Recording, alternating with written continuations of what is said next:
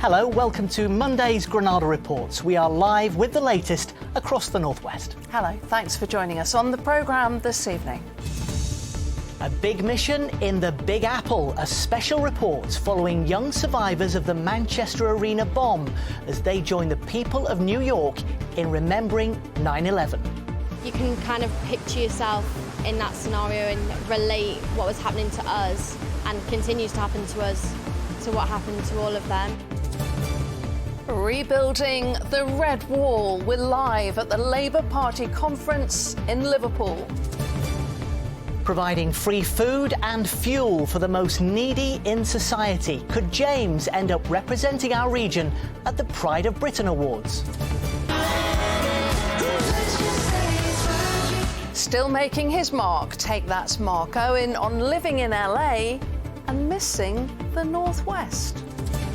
And it's an all-you-can-eat buffet of autumn weather over the next few days. All the details coming up. First, though, those survivors of the Manchester Arena bomb on an emotional journey to the site of the 9/11 terror attacks in New York. We were given exclusive access as a group of young people from the Manchester Survivors Choir travelled across the Atlantic on a very special mission.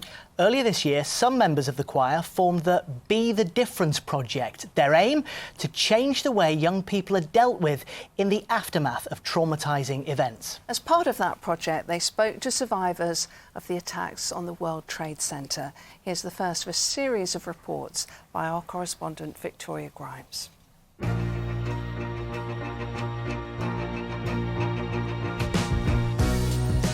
They're the survivors who want to be the difference. And they're in New York City to change the future for other young victims.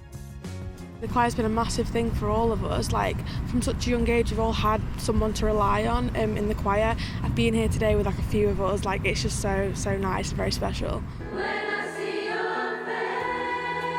These young people went through such a huge experience that changed their lives. Their views about how we can speak correctly to young people was so important.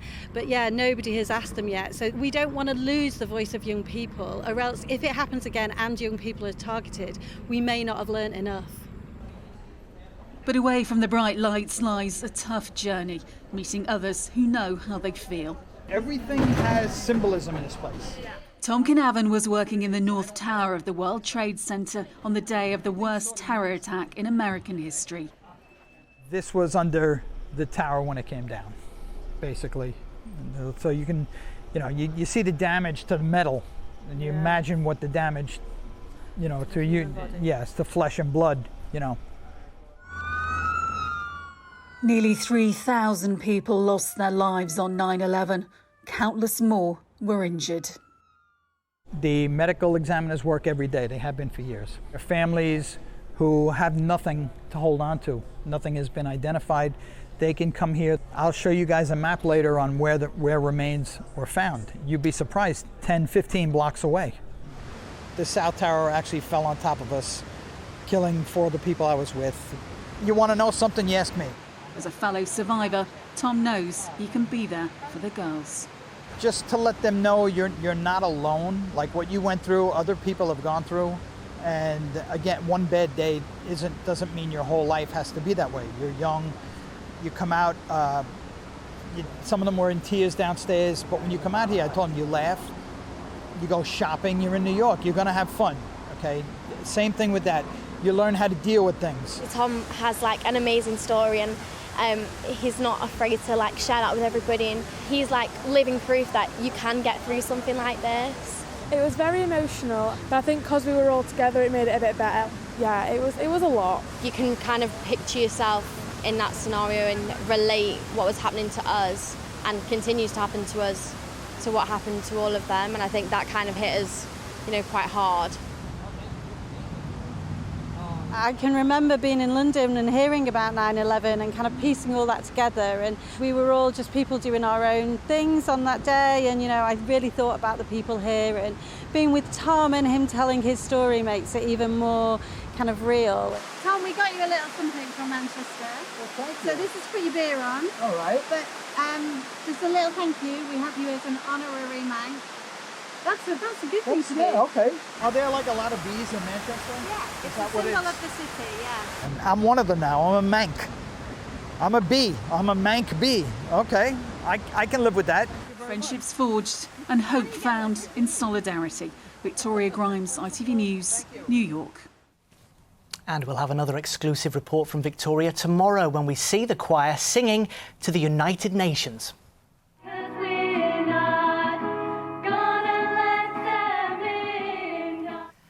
Yeah, that's Never Let Go by Survivors choir member Ellie Taylor. We'll hear how Ellie and her friends got on when they told their stories to delegates. That's tomorrow. But next tonight, the Labour Party could hardly have picked a better time to hold their conference in Liverpool. They're riding high in the opinion polls, and just days ago the government announced it was cutting taxes for the highest paid. But Labour have still got a huge task ahead, winning back the raft of northern seats they lost at the last election when the so-called Red Wall crumbled. As our political correspondent Leisha McNally now reports, Labour need to convince not just voters but also some of their own members that they're ready to govern. Labour are here to prove they're ready to rule. For years, this is a party that struggled to find its fiscal direction. But as the pound plummeted to an all-new low this morning, local members now see the economy as their key to number 10 and the northwest seat they lost at the last election. I think the mood's had changed. I think it's been a really difficult period for the country. Obviously, with all of the things in Ukraine, with the cost of living crisis and people really feeling the pinch at home, there's a bit more urgency about politics now, about how we're going to address some of these really serious problems. We need to get out there and sell that to people and say to people, have a look at Labour again. The government maintains its mini-budget will incentivise growth, but a difficult day for the markets has lent new confidence to Red Wall MPs. That legacy that Labour can't be trusted with the economy, how much of a challenge is that to overcome? I think this is a real turning point, but it's up to us to seal the deal to actually ensure that we are on the side of hard-working people in our communities and right across the country. But as the economic outlook worsens, Labour has its own storms to weather too. As workers across the region fight for better pay, some are calling for the party to reflect on its position. This Labour MP wants a braver stance from her leader when it comes to supporting the strikes. The decision to say to MPs not to support workers, from my point of view, was not the right decision. Our party was born out of the trade union movement. I am an MP for the Socialist Republic of Liverpool. I see it as my duty and my right to defend workers' rights, because not us, who? This government is not about working people, Leisha. You know, that was demonstrated on Friday with the budget that wasn't a budget. You know, I think this government is waging a class war on our country. You know, the rich get richer, the poor get poorer. So the challenge is to prove this is a party on everyone's side. The conference today saw the Shadow Chancellor setting out her economic plan, a minimum wage that reflects the cost of living, bringing back the top rate of income tax, and investing in green energy and infrastructure here in our region. Hope and opportunity, whoever you are, wherever you live. That is Labour's vision for Britain. They were onside, inside, but to turn this applause into votes, Labour needs to sell its vision far beyond the confines of the conference walls. Well, Leisha is in Liverpool for us tonight. Sir Keir Starmer's keynote speech tomorrow, Leisha, a big moment for him. Absolutely, because while Labour MPs I've spoken to over the last few days tell me they're increasingly confident, they know they can't be complacent. The Conservatives may be having a rough week with regards to the economy, but their party conference is still to come, and that's a real chance to rally the troops. Plus, of course, it's never enough for your opponents to lose a general election. You have to win it as well. For that, Keir Starmer will need to harness some of the star quality that delivered Boris Johnson so many of those Red Wall seats back in 2019. He'll have to overcome any disappointment those to the left feel about things like his stance on strikes and picket lines, plus reassure those to the right that the days of Jeremy Corbyn are long behind him. For that, he'll need a vision, and Boris Johnson had two: get Brexit done and level up the country. Short, sharp and clear. Now, we won't know what Keir Starmer's equivalent pitch will be until tomorrow, but I asked the Wigan MP Lisa Nandy for a hint as to what his government could look like. Well, I'm hoping to be the next Levelling Up Secretary of State, but I think we can do better than that. There would be a Levelling Up government that recognises that levelling up wasn't a nice to have. It wasn't something that you did for the regions or for local communities. You do it for the country. We're determined that the next Labour government is going to oversee a great rebalancing of power and wealth and opportunity across this country to finally build that country that people believe in and that they deserve. So it's a big pitch to make, and expectations on Sir Keir Starmer are riding high. Tomorrow, the big test of whether he can meet them. Absolutely, Alicia, thank you. More of the day's news, and the family of Paul Ure, an aid worker from Warrington who died while being detained by Russian-backed separatists in Ukraine, has raised enough money to repatriate his body. Human rights officials in Russia say Mr Ure died of chronic illness and stress in July. However, the Ukrainian government says it has evidence he'd been tortured. Well, next it's time to meet the first of our finalists vying for the crown of Pride of Britain Regional Fundraiser of the Year. James Anderson from Burnley helps elderly, disabled and vulnerable people by providing free heating and plumbing services. Yeah, he began fundraising online 5 years ago. Since then, he's raised just under £2 million, which has enabled him to set up his not-for-profit scheme, DEFA. And only days ago, he got another big boost when the actor Hugh Grant gave DEFA £10,000. Zoe Muldoon reports. Fixing boilers is part of a typical day for plumber James Anderson. But the woman that lives here won't get a bill. Since 2017, James has helped over 2 million people across Lancashire and beyond by providing free plumbing and heating services to those who really need it. You're going into a person's home and you're seeing the reality that is hidden behind the closed door. Could be a person who just needs a little bit of electric, a little bit of food, somebody who just needs someone to talk to and show them that what they've been told to do is correct. DEFA was set up after James discovered an elderly disabled man was almost scammed out of thousands of pounds by another engineer. After posting about the not-for-profit scheme online, donations came flooding in. So it's blocked, so they'll have to do that urgent and won't they'll have to be urgent. That's an emergency. It makes you feel humbled, but it makes you feel like you're doing something with your life. It's that you're making an impact and there's a reason for you to be here. And you're making a foundation for a better future. So that food order that you asked me to do yesterday, that's gone through. Through online fundraising, James picks up shopping and energy bills for people who face the choice between eating or heating, as well as supporting those at their lowest ebb. You go to a property of a lady who has just lost a granddaughter through suicide, and she's got nothing, she's reaching out for help, and everybody's saying, no, no, no, no, no, we can't. When you get to situations like that, you've got to look at the human side of who we are. It's not about going in and saying, well, there's a big fast car, there's a big mansion, there's £1 million. It's about going in and saying, give us a hug, we care. Come here, sit down with us, let's talk. James recently set up this support hub in Burnley, where the community get free and discounted winter items as the cost of living crisis deepens. When we changed things from the plumbing into the food banking and everything else that we were doing, we realised that the communication is just as important as the benefit of what we do. The majority of people that come to us because they're at the end and they need the support. James's goal is to have DEFA hubs across the country, helping people struggling to survive get by. By getting a service out like this out there and getting it noticed by everybody, we could reduce the pain and the sorrow on the NHS, on care homes. To expand DEFA nationally would save hundreds of thousands of lives a year, and it would. How does it feel being a finalist for the Pride of Britain Regional Fundraiser of the Year? Christmas, Easter, my birthday. And how do you think you would feel if you won? It would make me feel so proud of what everybody's done. It would mean so much to me personally. But I would have the biggest smile on my face. It'd be from ear to ear. I'd be like a Cheshire cat. It would be unbelievable. Well, James was our first Pride of Britain nominee, and we'll be hearing from another one on tomorrow's programme.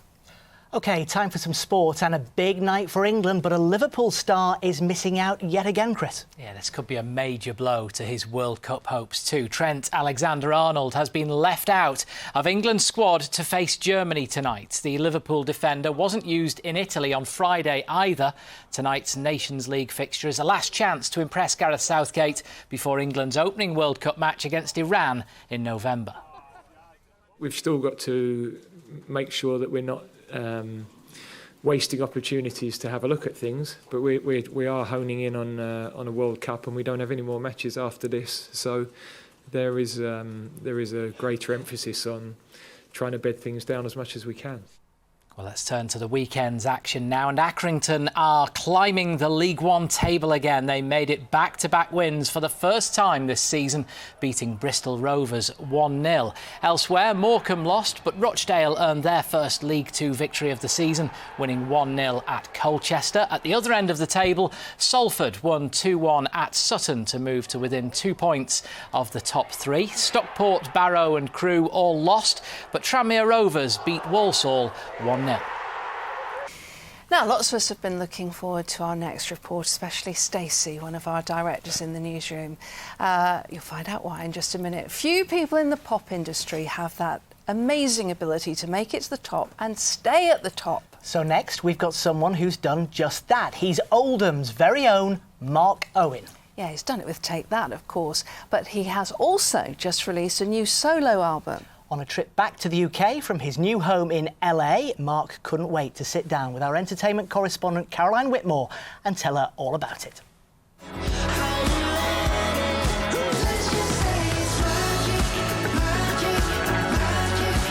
Mark Owen, welcome home! Your new album is called Land of Dreams, and I know you've moved to LA. Yeah. But is your Land of Dreams really the Northwest? You were born in Oldham. Born in Oldham. Take That formed in 1990 in Manchester. Is this your Land of Dreams? Absolutely. And I keep coming back, which is like wonderful. a bad smell.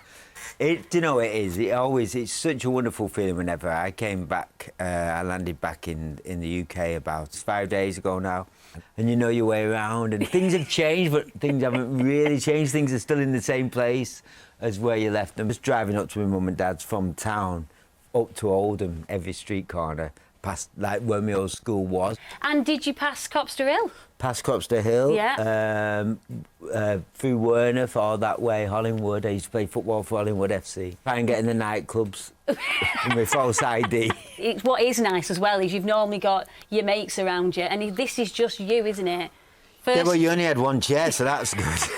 First solo record, I think, in 10 years. Magic. It's got a bit of a disco vibe, hasn't it? You're releasing your inner Bee Gee, aren't you? It's got good energy. We wrote the song in Nashville, and I found this pink hotel that was dedicated to Dolly Parton. And I dreamt the song, Magic.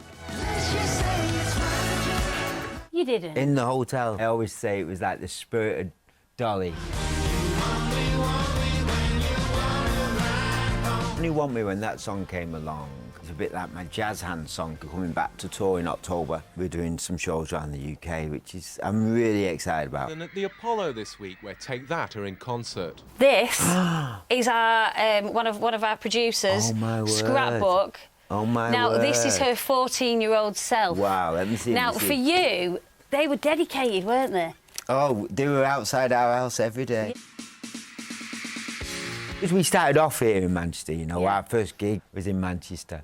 We'd turn up and, you know, Nigel would give us all like a tenner to get home. I think our taxi fare in and out of town was more than what we got for the gig. But we're just so excited because Manchester was having a wonderful time at the Hacienda, and I was having false ID at the Hacienda again. We learnt our trade in Manchester.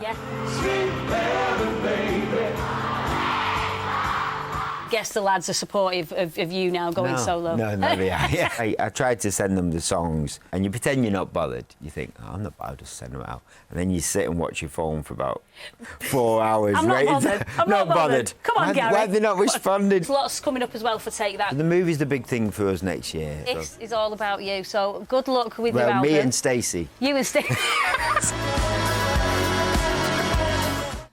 Oh, we love them. I love that. Me and Stacey. They're brilliant. For any younger viewers watching, yes, this is a scrapbook, and this is what we used to do before the internet, isn't it? We used to fill a scrapbook. Did you have one? I did. I had loads of scrapbooks, but nothing like this. Look at this. Inside here, Stacey has written a wedding invitation to the wedding of her and Mark Owen. Guests will include the royal family, every famous pop star and TV personality, plus the cast of Neighbours and Home and Away. That is brilliant. She was very ambitious. I love that. Did you ever have one? I did. James Taylor was the one that I would have got married to, but Carly Simon got in there first, which was very bad news. OK, let's get the weather, shall we? Here's Emma. Why do I need a shower? I've been out in the rain. The faster you go, the sooner you'll be out. You'll save water too. United Utilities sponsors ITV Granada weather.